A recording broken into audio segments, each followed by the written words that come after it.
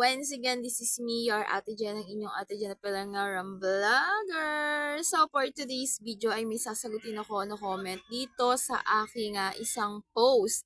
Ang tanong ni Idol, Lumaktodagans ay, Ma'am, paano ko po mababayaran ang pay later? Overdue na ako. Tumataas na bayad ko. Gusto ko nang magbayad. Paano ko po ba mababayaran? So, tinatanong niya is idol ito ay tungkol sa pay later dito sa TikTok. So, kung paano mo mababayaran, ganito lang. Pumunta ka sa iyong TikTok, tapos punta ka sa iyong profile. Then, pagkapunta mo sa profile, punta ka dito sa my your order. So, sa may pag nakita mo na yon your orders, punta ka naman dito sa pay later. Makikita mo yung pay later. Pagkatapos mo sa pay later, edi syempre makikita mo na yung ganito. So, pag nakita mo na yung ganyan, yung so, yun na nga, mami ko, after mong pumunta doon sa your orders, ay mapapapasok ka dito at makikita mo itong pay later. So, pindutin mo lang yung pay later. So, actually kasi nakabayad na ako na dapat kasi ang due date ko pa is September 25 pero nag-advance ako ng bayad ko. Sa pag ganito mga ka-idol, ayan, makikita mo dyan, may makikita ka dito sa baba na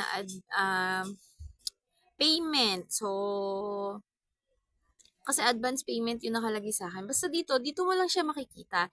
Then, click mo lang siya.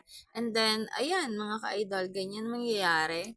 Then, syempre, ang utang ko dito is, syempre, ilalagay mo kung magkano yung utang mo. If ever na halimbawa is 1.5, ganon.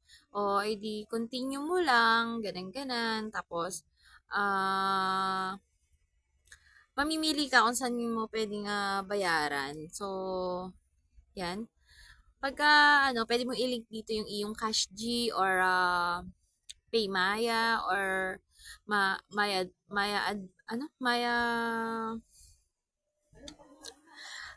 pwede rin pwede ka rin magbayad sa 7-Eleven, pwede ka rin magbayad sa iba pang mga merchant. So, gagawin ko ng ng ibang video kung paano nga ba magbayad sa sa